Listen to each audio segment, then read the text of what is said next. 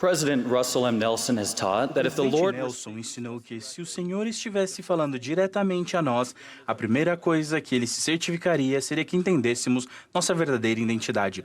Somos filhos de Deus, filhos do convênio e discípulos de Jesus Cristo. Qualquer outro identificador acabará por nos decepcionar. Aprendi isso por mim mesmo quando meu filho mais velho ganhou seu celular. Com grande entusiasmo, ele começou a registrar nos contatos os nomes de seus familiares e amigos. Um dia, percebi que a mãe estava ligando. Na tela aparecia o nome Mãe. Essa foi uma escolha sensata e digna. E admito, um sinal de respeito pela melhor pessoa da casa. Naturalmente, fiquei confuso. Que nome ele havia me dado?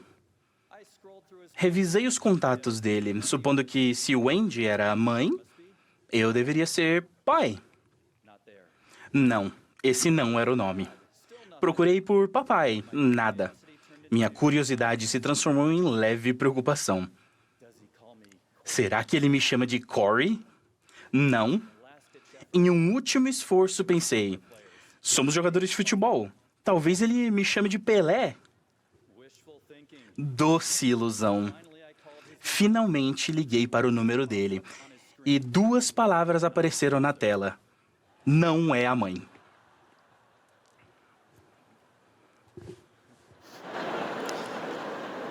brothers and sisters, Irmãos e irmãs, por qual nome sois chamados? Jesus chamou seus seguidores por vários nomes: discípulos, filhos e filhas, filhos dos profetas, ovelhas, amigos, luz do mundo, santos. Cada um carrega um significado eterno e ressalta um relacionamento pessoal com o Salvador. Mas dentre esses nomes, um se destaca acima dos demais: o nome de Cristo. No livro de Mórmon, o rei Benjamim explicou de forma poderosa: não há qualquer outro nome pelo qual seja concedida a salvação. Quisera, portanto, que tomasseis sobre vós o nome de Cristo. E acontecerá que aquele que fizer isso se encontrará à mão direita de Deus, porque saberá o nome pelo qual é chamado, porque será chamado pelo nome de Cristo. Aqueles que tomam sobre si o nome de Cristo tornam-se seus discípulos e testemunhas. No livro de Atos, lemos que depois da ressurreição de Jesus Cristo, testemunhas escolhidas foram ordenadas a testificar que todo aquele que cresce em Jesus, fosse batizado e recebesse o Espírito Santo, receberia o perdão dos pecados. Aqueles que receberam essas ordenanças sagradas uniram-se à igreja, tornaram-se discípulos e foram chamados cristãos. O livro de Mórmon também descreve os que creram em Cristo como cristãos, e o povo do convênio como aqueles que fizeram convênios com Deus, progenie de Cristo, filhos e filhas dele. Mas o que significa ser chamado pelo nome de Cristo? Significa fazer e cumprir convênios, recordá-los sempre, guardar seus mandamentos e estar dispostos a servir de testemunhas de Deus em todos os momentos e em todas as coisas. Significa apoiar os profetas e apóstolos à medida que levam as mensagens de Cristo ao mundo, com sua doutrina, seus convênios e suas ordenanças. Também significa servir ao próximo para ajudar a aliviar o sofrimento, ser uma luz e levar esperança em Cristo a todas as pessoas. Claro que esse é um processo que leva a vida inteira. O profeta Joseph Smith ensinou que esse é um estado que ninguém jamais alcançou de repente. Como a jornada do discipulado exige tempo e esforço edificados linha sobre linha, preceito sobre preceito, é fácil nos distrairmos com títulos mundanos. Esses títulos apenas agregam valores temporários que nunca serão suficientes por si só. A redenção e as coisas da eternidade somente vêm por intermédio do Santo Messias. Portanto, seguir o conselho profético de fazer do discipulado uma prioridade não é apenas oportuno, mas também sábio, especialmente em uma era de tantas vozes e influências competitivas. Esse foi o cerne do conselho do rei Benjamim, quando declarou: quisera que vos lembrasses de conservar sempre o nome de Cristo escrito em vosso coração, para que ouçais e conheçais a voz, pela qual sereis chamados, e também o nome pelo qual ele vos chamará. Já vi isso em minha própria família. Meu bisavô, Martin Gessner, foi transformado para sempre, porque um humilde presidente do ramo respondeu ao chamado do Salvador. Na Alemanha, em 1909, os tempos eram difíceis e o dinheiro era escasso. Martin trabalhava como soldado em uma fábrica de tubo. Segundo ele mesmo admitiu, a maioria dos dias do pagamento terminava com ele bebendo, fumando e pagando rodadas no bar. Sua esposa finalmente avisou que, se ele não mudasse, ela o abandonaria. Um dia, um colega de trabalho e Martin se encontraram em caminho ao bar, quando o amigo segurava um panfleto amassado na mão. Ele havia encontrado ele na rua e disse a Martin que havia sentido algo diferente após ler o panfleto intitulado Was wissen Sie von den Mormonen?, que traduzido significa O que vocês sabem sobre os Mormons? E eu tenho certeza que esse título já mudou. O endereço no verso estava legível o suficiente para indicar a localização da igreja.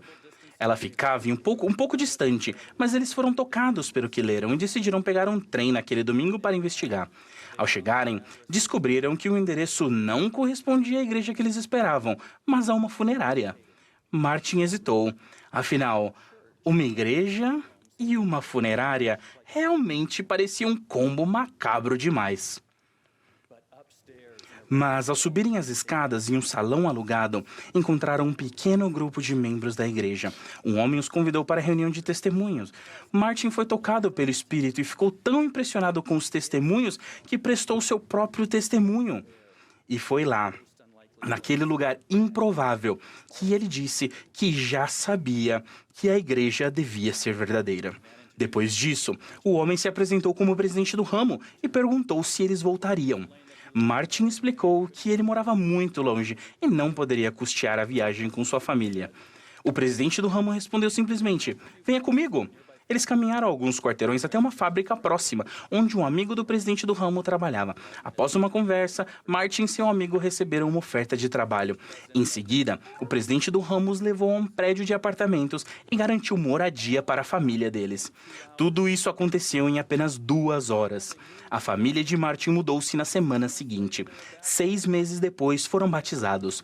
O homem, antes conhecido como um bêbado incurável, tornou-se tão fervoroso em sua nova fé que as pessoas da cidade começaram a chamá-lo, talvez não tão afetuosamente, de o sacerdote. Quanto ao presidente do ramo, não posso dizer o seu nome. Sua identidade se perdeu no tempo. Mas eu o chamo de discípulo, embaixador, cristão, bom samaritano e amigo. Sua influência ainda é sentida 116 anos depois, e eu me apoio em seu discipulado. Dizem que você pode contar as sementes em uma maçã, mas não pode contar as maçãs que vieram de uma semente. A semente plantada pelo presidente do ramo deu frutos incontáveis. Ele mal sabia que, 48 anos depois, várias gerações da família Martin, em ambos lados do véu, seriam seladas no templo de Berna, Suíça. Talvez os melhores sermões não sejam aqueles que ouvimos, mas os que vemos nas ações e feitos silenciosos e modestos da vida de pessoas comuns que, tentando ser como Jesus, fazem o bem por onde andam. O que esse gentil presidente do ramo fez não era parte de uma lista de verificação. Ele estava simplesmente vivendo o evangelho como descrito em Alma. Não deixavam de atender a quem estivesse nu ou faminto, ou sedento ou doente. Eram liberais com todos, tanto velhos como jovens, tanto homens como mulheres.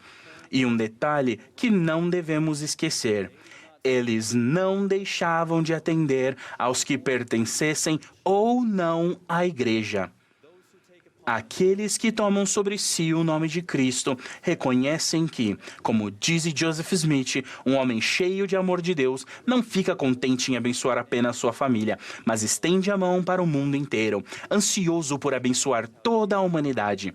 É assim que Jesus viveu. Na verdade, ele fez tanto que seus discípulos não conseguiram anotar tudo. O apóstolo João registrou: há, porém, ainda muitas outras coisas que Jesus fez. Se cada uma das quais fosse escrita, suponho que nem ainda o mundo todo poderia conter os livros que se escrevessem. Vamos nos esforçar para seguir o exemplo de Cristo, fazendo o bem e tornando o discipulado uma prioridade por toda a vida, para que cada vez que interagimos com as pessoas, eles sintam o amor de Deus e o poder confirmador do Espírito Santo. Assim, poderemos nos juntar ao meu bisavô e a milhões de outras pessoas que declararam, como o discípulo André, já encontramos o Messias. No final, nossa identidade não é definida pelo mundo. Já nosso discipulado é definido pelas ordenanças que recebemos, pelos convênios que guardamos e pelo amor que demonstramos a Deus e ao próximo, simplesmente fazendo bem. Como o presidente Nelson ensinou, somos de fato filhos de Deus, filhos do convênios e discípulos de Jesus Cristo. Testifico que Cristo vive e nos redimiu. Ele é aquele que disse: chamei-te pelo nome. Tu és meu. Em nome de Jesus Cristo. Amém.